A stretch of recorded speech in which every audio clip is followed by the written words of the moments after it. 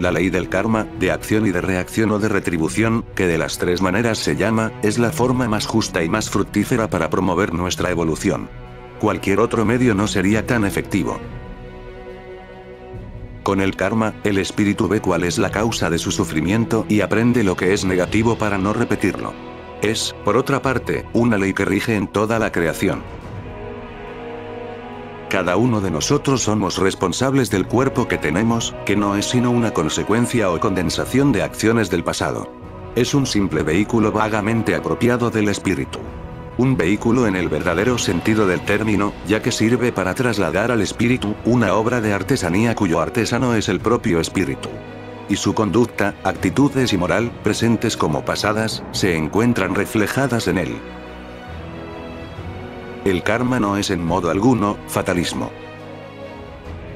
Su acción depende de nosotros mismos. Cada ser humano es su propio legislador y su propio verdugo. Cada ser decide con entera libertad su propia gloria o su propia oscuridad, su premio o su castigo. Tampoco es azar. Al contrario, es el ejercicio de la libre voluntad, ya que, quien inicia libremente una acción física, de sus deseos o mentalidad, es responsable de sus consecuencias y efectos que, antes o después, revertirán a su autor.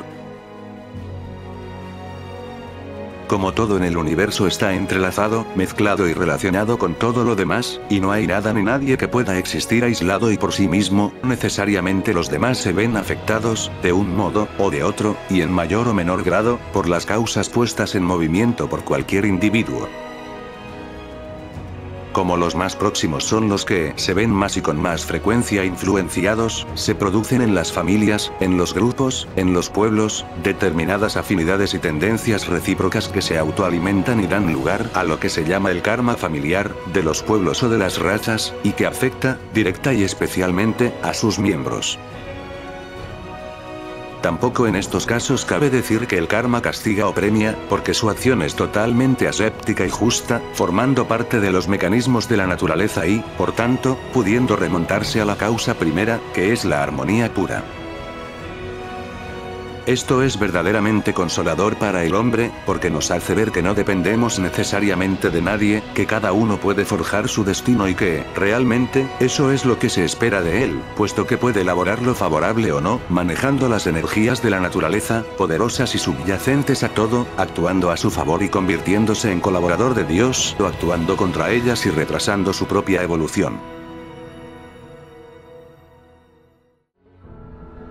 San Pablo dice claramente que, aquello que el hombre siembre, eso recogerá. Desde este punto de vista, la enfermedad es un mecanismo purificador.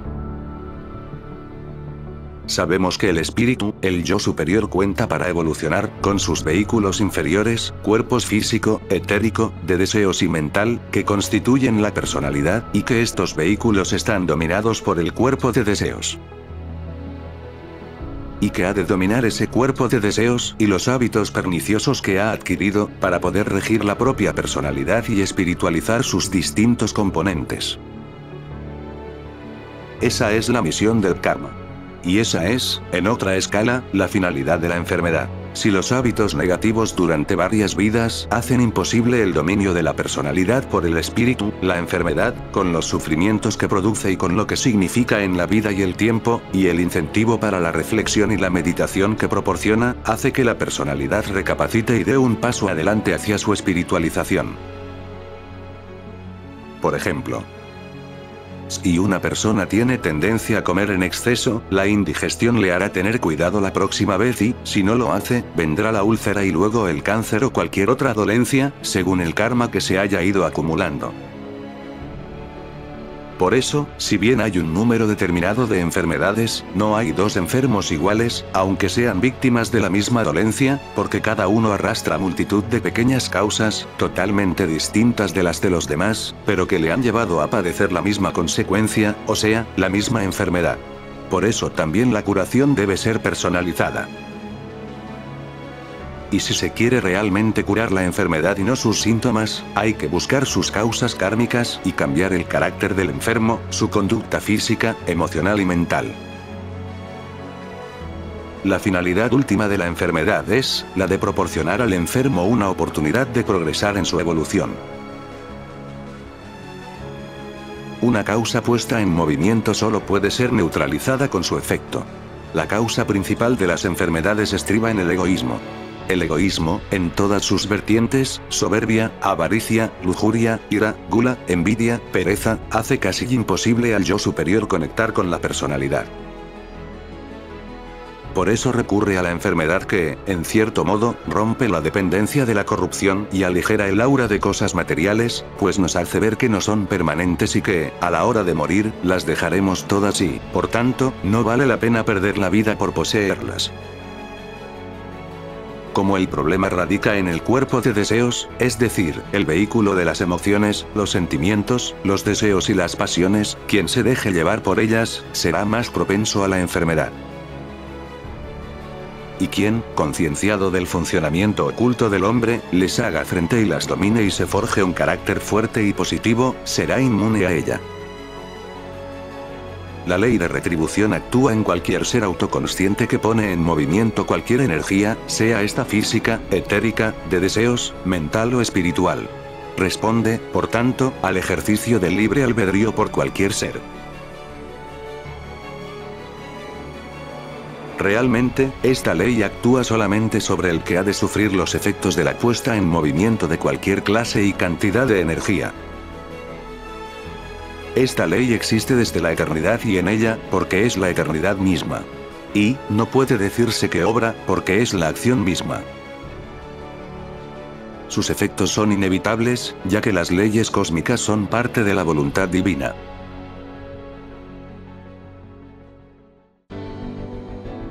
¿Cómo se borra el karma? El karma no es un acontecimiento inevitable. Para combatirlo hay que 1. Buscar su causa, siempre negativa. 2. Desarrollar las cualidades del polo opuesto a la causa descubierta. 3. Detener la creación de causas, y evitar la recaída. 4. Dar los pasos físicos necesarios para hacer lo que el espíritu ansía. Y se consigue mediante el ejercicio, denominado retrospección, que hace, precisamente, todo eso cada noche, y logra, además, borrar del átomo simiente del cuerpo físico, todos aquellos pensamientos, palabras, deseos, sentimientos, emociones y actos negativos de la jornada, impidiendo así tener que vivir sus consecuencias. La humanidad, un ser colectivo. Partiendo de la base de que nuestro yo superior, nuestro triple espíritu posee una conciencia grupal, es decir, no es individualmente consciente. Y esa individualización, es una de las finalidades de la evolución, como nos dice nuestra filosofía, se comprende fácilmente que todos nuestros actos, aun los aparentemente más nuestros y exclusivos, no dejen de ser una labor colectiva. Porque hubieran sido imposibles sin el concurso de los demás. De ahí la responsabilidad colectiva y de ahí el karma colectivo. Porque, en el fondo y sin quererlo ni saberlo, somos un ser colectivo, y, por eso, un hombre solo, no puede evolucionar sin la ayuda de otros seres.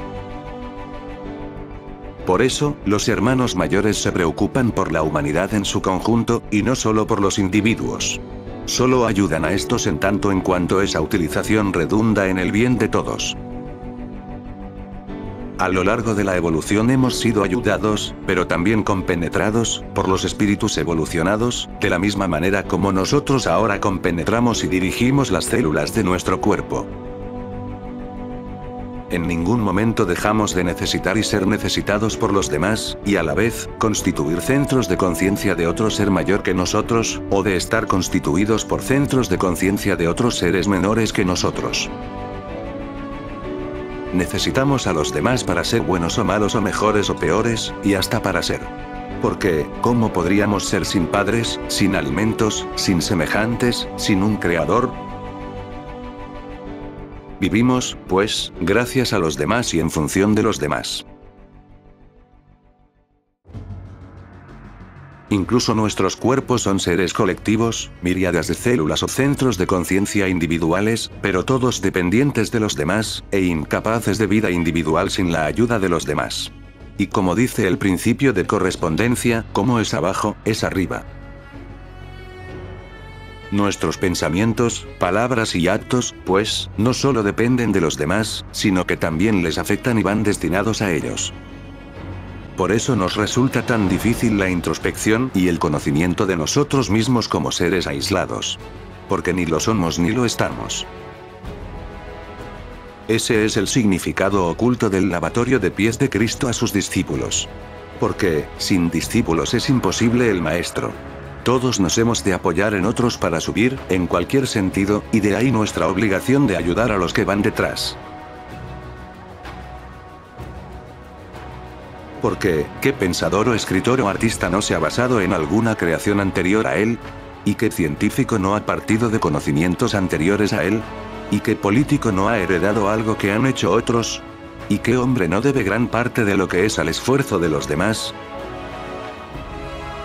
Esa imposibilidad de prescindir de los demás es la clave, la base y la explicación del amor, que es la necesidad del otro, activa o pasivamente, que empieza siendo proyectado sobre un solo ser pero que, luego, va ampliando su campo de acción a la familia, la nación, la raza, hasta hacerse casi perfecto al incluir a toda la humanidad y, más tarde, alcanzar la perfección al abarcar a toda la creación, extendiéndose finalmente al propio Creador, en un proceso lógico, natural e inevitable de sucesivas ampliaciones de conciencia, que cierra el círculo y nos sitúa en el origen, en Dios, pero plenamente desarrollados.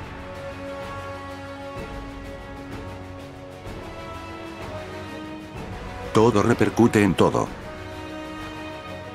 La naturaleza, el cosmos, y con él cuanto existe, cuanto es en el plano físico, en el astral, en el mental o en cualquier otro superior o inferior, constituye un todo, que es manifestación de Dios y, por tanto, Dios. Toda la creación es Dios, aunque Dios no es la creación, puesto que ésta no lo agota. Cada pequeño detalle, pues, deja de serlo cuando se da uno cuenta de que todo, absolutamente todo, es importante en el plan divino, de que no hay nada innecesario ni superfluo, de que todo está ordenado a un fin. Eso lo han predicado todas las religiones desde hace milenios, aunque ahora, recientemente, el hombre lo haya bautizado con el sugestivo nombre de el efecto mariposa. Recordemos a Mateo en 10:29. Ni un solo gorrión cae del árbol sin que mi Padre lo disponga. Todos, uno. En los niveles superiores hay un pacto de amor y de ayuda entre el cordero y el lobo, que se traduce, en el plano físico, en el sacrificio de aquel en beneficio de este. No supone, pues, ese sacrificio, ningún fallo en el plan divino, sino la confirmación de que todos formamos un solo uno y, por tanto, todos nos ayudamos en la evolución. En todos los colectivos, los líderes, que son siempre los menos, se sacrifican por los más, abriendo senderos que luego transitarán todos. Pero esos líderes, sin la ayuda de quienes les precedieron y les proporcionaron ideas y sistemas y medios, sin el sacrificio de sus antecesores, no serían líderes ni abrirían nuevas veredas, ni construirían nuevos escalones para todos, en el sendero ascendente de la evolución común. Esos pactos en los planos espirituales, se traducen luego, aquí, en la familia que se sacrifica por los hijos. O en el héroe que, en el campo de batalla, arriesga e incluso pierde la vida para salvarla del compañero. O en el cobijo o la ayuda de cualquier clase en tiempos de persecución. O en el maestro sacrificado que dedica toda su energía a enseñar a sus discípulos, por encima incluso de sus posibilidades. O en cualquiera de los 1000 modos que existen de ayudar a los demás. Esos pactos, no recordados aquí, pero que siguen vigentes en nuestra alma, nos hacen tender a determinadas actuaciones, aspirar a determinadas posturas, y nos crean ese vacío interior tan doloroso cuando fallamos y dejamos pasar una ocasión. Esa es la causa de la desazón que nos acomete cuando dejamos de dar una limosna que nuestro corazón nos inclinaba a dar, o de decirle una palabra amable o de mostrar simpatía o amor o compasión, o de pedir disculpas a tiempo. Hemos de aprender a mirar, con los ojos del alma, por encima de los sentidos. Solo así descubriremos el mecanismo y el sentido de la vida, y ésta nos parecerá algo maravilloso, perfecto, acabado y armónico. podría pensarse que Judas tenía un pacto anterior con Jesús para entregarlo en el momento oportuno. Fijémonos sino en las palabras del propio Cristo en Juan 17, 12, 13. Padre, tú me los confiaste, yo los tuve seguros y ninguno se perdió, excepto el que tenía que perderse para que se cumpliera la escritura. Luego, sin embargo, una vez cumplida su misión, se equivocó al ahorcarse, por haber olvidado aquel pacto, por la causa que fuera, y haber contemplado su acción con los ojos terrenales. Todo el que se esfuerza por alcanzar la maestría y trabaja para expandir su conciencia, produce algún efecto, en espirales cada vez más amplias, sobre aquellos con los que se pone en contacto, ya sean ángeles, hombres o animales. Puede ser que no lo sepa y que sea totalmente inconsciente de las sutiles emanaciones estimulantes que surgen de él, pero, a pesar de ello, la ley actúa.